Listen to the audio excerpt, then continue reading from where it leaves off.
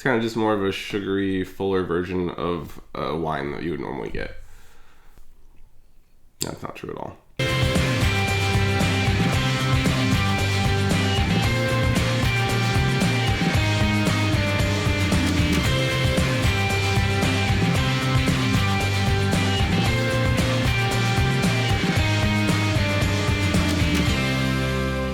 Welcome back to Rewind with bschwitty because, well, the fridge broke and I had to eat everything.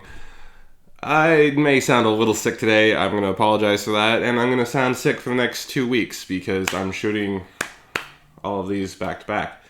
But welcome to another, well, wine basics. We're going to do some wine basics today. We're going to talk about dessert wines. So, what do I have in terms of dessert wines? Today I'm going to be drinking some Sauternes. This is a 2010 from SIchel. And we're gonna talk about some dessert wines, which Sauternes falls under. God, I hope I'm pronouncing that correctly. So dessert wine actually refers to, in America, any wine that's over 14% alcohol and under 24% alcohol, which is kind of confusing, but it's for tax purposes. Which there are wines, especially California wines, that are above 14% alcohol, but are considered a dessert wine by U.S. standards. But again, that's just legalese. The colloquial definition of dessert wine is kind of an aperitif or a literal dessert wine, something that's sweeter. And just to touch back on the terminology for dessert wine as defined by the American tax code, even if it is dry wine, like I was saying, California produces wines that are above 14% alcohol on the reg. But even if they're dry or unfortified, they will end up in this dessert wine tax bracket. But dessert wines, sweet wines, not like the kind of sweet wine where it's just residual sugar. That's because it's kind of an intro wine. More like it's intentionally sweet, but it's intentionally sweet, like port, Sauternes, ice wine, late harvest wines.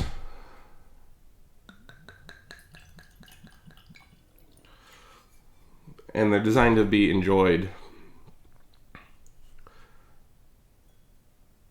as dessert wines.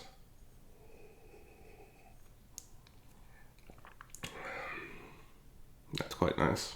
So some types of dessert wines. I'm going to cover the five most popular. We're going to start with fortified wines. So fortified wines are wines that the fermentation process is halted while there's still some sugar left. And it's halted by the addition of spirits, like a neutral spirit like brandy or something of that nature. Port is an example of this style of wine. Late harvest wines are wines that are made from grapes that are left on to hang on the vine longer so that they'll ripen and grow and gain more sugar before processing.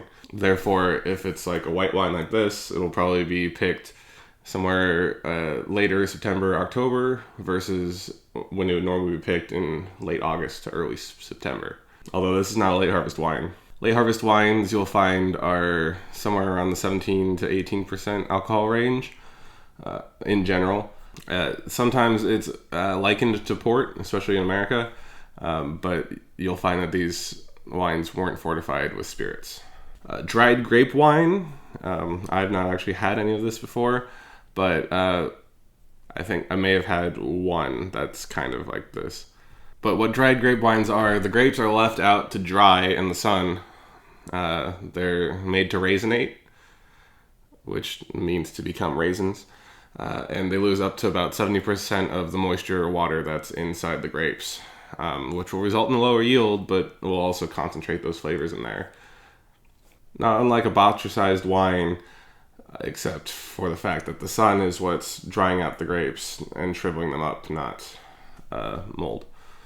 Ice wine is a really special subset of this.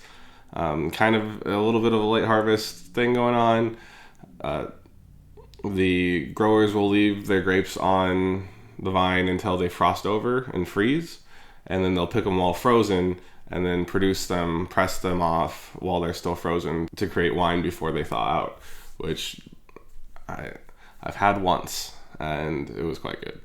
It's very popular in New York in the Finger Lakes region, and I've seen a lot in Canada. It's also ice wine, sorry Jay, which is popular in Germany in some areas. And finally, the fifth, botrytized wine, botrytis wine.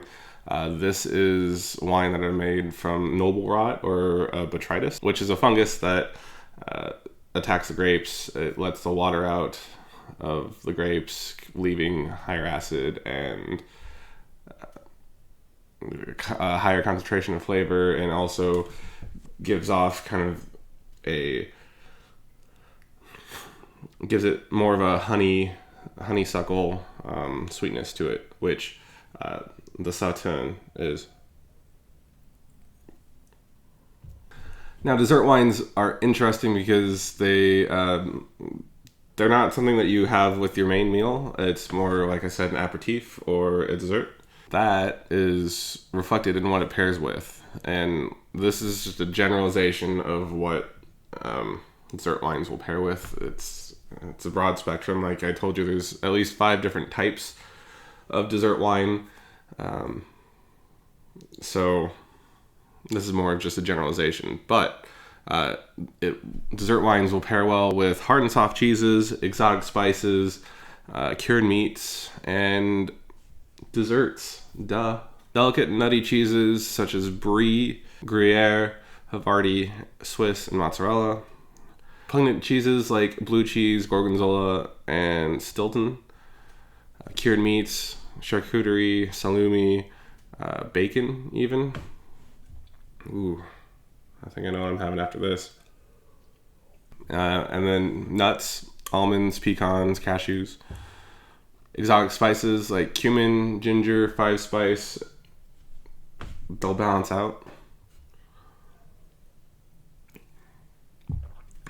And finally, baking spices like cinnamon, clove, and allspice make a interesting pairing with these sweet wines, these dessert wines. So tell me, what's your favorite style of dessert wine? They always say that you start with sweet wines and then you go into the drier wines and then you come back to the sweet wines in the end. Just as the process, the evolution of your enjoyment of wines. So tell me where you are in your wine journey in the comments below. Have you tried any sweet wines? Are there any in particular that you enjoy? I know I love this. I had my first Sauternes was at a wine-themed restaurant in Woodinville, Washington, and one of the desserts pairings was a creme brulee and some Sauternes, and it blew my mind.